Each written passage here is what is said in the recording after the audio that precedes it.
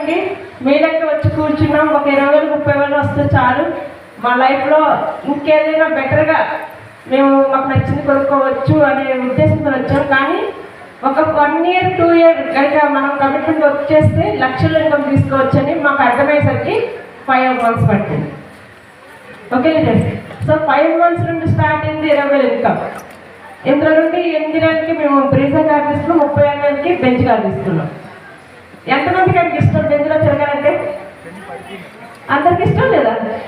So ఇక్కడ కూడా ఏంటంటే రీసెంట్గా 32 మంది బెంచ్ కార్ అచీవర్స్ 2026 తీయడం సిద్ధంగా ఉన్నారు.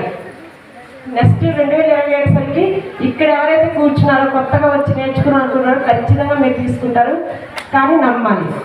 Okay leader. సో మనకి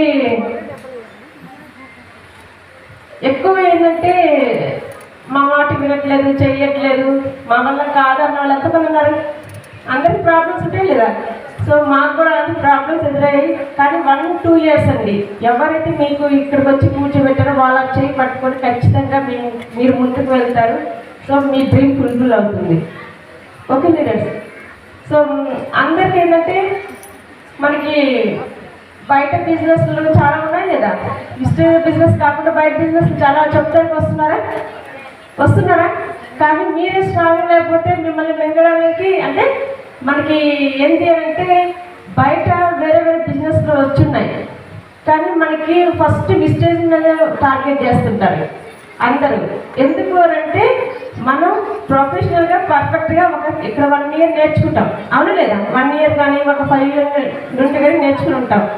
కానీ అందరూ ఏంటి అంటే మీ బిజినెస్ ఏంటంటే 6 లెక్కలు ఉన్నాయని చెప్తారు, అవునా? మా బిజినెస్లో 2 లెక్కలు ఉన్నాయని చెప్తారు. చెప్పండి, ఇక్కడ మనకి దేని వల్ల సఫర్ అవుతున్నాం అని వాళ్ళ వీక్నెస్ అవుతుంది. కానీ మనకి అందరికి తెలియదు ఏంటంటే 2004 నుండి స్టార్ట్ అయిందండి బిజినెస్ అంటే విజిటల్ బిజినెస్. కానీ అప్పటి నుండి ఒకే ఒక తీరండి. మన గౌతమ్ బాలి సార్ ఏమన్నారంటే సింగిల్ లెగ్ మీద ఉంటే నేను ట్రావెల్ ఫండ్ ఇస్తున్నా, కార్ ఫండ్ ఇస్తున్నా, హౌస్ ఫండ్ ఇస్తున్నా. సో బయట బిజినెస్లు ముఖ్యం, ఇప్పుడు ఈ బిజినెస్ ముఖ్యం మనకి.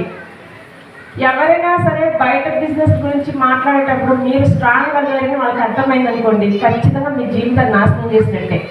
మాకు కూడా స్వయంగా ఎదురైన సమస్య అండి. 39,000 వచ్చినప్పుడు మాకు వేరే కంపెనీ వాళ్ళు వచ్చి ఆఫర్ చేశారు, మీకు రిజిస్టర్ చేస్తున్నారు కదా. అప్పుడు సరే మేము డైమండ్ డైరెక్టర్, ఎంత మీకు ఉంటుంది మా మైండ్? అప్పుడప్పుడు డైమండ్ కదా, ఇప్పుడైతే బిఎంసీ అయ్యాము, ఇన్ని లక్షలు తీసుకున్నాను, ఒక స్ట్రాంగ్. కానీ అప్పుడు మాకు కొత్త కదా, అవునా కదా? సో చాలామంది ఏంటంటే మీకు ఏ ఆఫర్ ఇస్తాం అంటే దాస్తాను ఏం చెప్పారంటే మేము చేస్తే రిజిస్టర్ బిజినెస్ చేస్తాము. సో మాకు మీ బిజినెస్లోకి వచ్చినప్పుడు 8 కంపెనీలు రీసెర్చ్ చేస్తాం మేము. ఓకే లేదు. సో అనుభవం ఉన్న వాళ్ళతో మనం వర్క్ చేద్దామా లేదా అనుభవం లేని వాళ్ళతో వర్క్ చేయవచ్చా? మనం ఉన్న వాళ్ళతోనే కదా. సో అంతకుముందు మేము 7 years వేరే నెట్వర్క్ మార్కెట్లో చేసామని అక్కడ ఆదాయం రాదని అనుభవం వచ్చింది. సో మళ్ళీ ఇక్కడికి వచ్చిన తర్వాత వేరే మార్కెట్ గురించి చెప్తుంటే మాకు అనిపించేది ఇంత మాకు చెప్తున్నారు కదా అంటే మేము డైమండ్ అయినప్పుడు చాలా వీక్ అనమాట.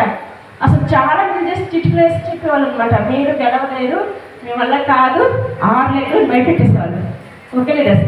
సో మా అప్లైన్స్ చెప్పేవాళ్ళు ఏమంటే సింగిల్ లెగ్ మీద travel fund, car fund, house fund తీసుకోవచ్చు, 1 year కమిట్మెంట్ వర్క్ చేయండి, ఇదే వర్క్ చేయండి, మీరు ఖచ్చితంగా తీసుకున్నాం. నిజంగా లీడర్స్ మా అప్లైన్స్ ఏదైతే చెప్పారో అదే జరిగిందనమాట. సో 1 yearలో 1 lakh ఇన్కమ్ తీసేసుకున్నాం. ఎవరైతే మా పైన చిటికలేసి వెళ్ళారో వాళ్ళందరూ మళ్ళీ 2 years తర్వాత మళ్ళీ వాళ్ళు అప్పుల్లో కూలిపోయారు అనమాట. ఎందుకనంటే వాళ్ళకి అది నమ్మారంటే ఎవరి మాట వినాలో కూడా తెలియదు లీడర్స్ కొంతమందికి. ఎందుకంటే ఒకళ్ళు సజెషన్, ఇప్పుడు బయట వ్యక్తులు ఉన్నారు కదా, బయట వ్యక్తులు ఉన్నప్పుడు సజెషన్స్ ఇవ్వడానికి అంటే తీసుకోవడానికి కూడా వాళ్ళకి పక్కింటోళ్ళ మీద ఎదురింటల మీద ఆధారపడుతూ ఉంటారు. కానీ లీడర్స్ ఇక్కడ మీకు ఎవరైతే తెచ్చారో కనీసం సిల్వర్ అయ్యి ఉండొచ్చు కదా, వాళ్ళు ట్రావెల్ ఫండ్ తీసుకుంటారు లేదా? సో వాళ్ళు మాట వింటే ట్రావెల్ ఫండ్ తీసుకోవచ్చా లేదా? Okay leaders. So branch director ఉన్నారు, వాళ్ళు 10,000 5,000 ఇన్కమ్ తీసుకుంటున్నారు, వాళ్ళకి 5,000 10,000 ఇన్కమ్ తీసుకోవచ్చా లేదా? Okay leaders. సో ఆలోచన మీ మైండ్ ఎంత స్ట్రాంగ్ ఉంటే మీ బిజినెస్ని ఎవరిని టచ్ చేయలేదు లీడర్స్. Okay leaders. సో మీరేంటంటే బయట వ్యక్తుల కనుక వచ్చి మీకు కమిట్మెంట్ ఏమైనా ఇచ్చినప్పుడు చెప్పండి, ఇవన్నీ నాతో ఉండండి, నేనే సింగిల్ మెయిల్ లెక్క మీద అన్ని ఫండ్స్ ఇప్పిస్తాను చెప్పండి. ఓకే బిర్యానీ. సో ఇదండి. రెండోది ఏంటి అంటే మనకి ఎక్కడ ఏది అవసరమో అది మాట్లాడాలి, ఎక్కడ ఏది అనవసరం అది వదిలేసేయాలి. ఓకేనా? సో చాలామంది ఏంటంటే మాటలు వింటాం, అందరికీ చెవులు ఇచ్చేస్తాం, మైండ్ ఇచ్చేస్తాం, తలకాయ ఇచ్చేస్తాం, గుండెకాయ కూడా ఇచ్చేస్తాం. అదే కాదా? అంటే ఎవరి మాట వినాలో మీకే క్లారిటీ లేనప్పుడు ఎలా చెప్పండి? ఇప్పుడు క్లారిటీ లేని వ్యక్తికి ఒక 10 దారులు చూపించడం కన్ఫ్యూజన్ అయిపోతాడు. క్లారిటీ ఉన్న వ్యక్తికి ఒక్క దారి చూపించడం పని చేసుకుని వెళ్ళిపోతాడు. అవునా లేదా? సో మీరే కన్ఫ్యూజన్గా క్లారిటీ లేకుండా మీ టీం కనిపించారనుకోండి, అక్కడ మీ మాట అవుతుందా? అవదు కదా. దీన్ని మెచ్యూరిటీ అంటారు. Okay leaders. సో మనకి చాలా వరకు ఏంటంటే ఎవరి మాట వినాలి, ఎవరి మాట వినకూడదు. ఓకేనా?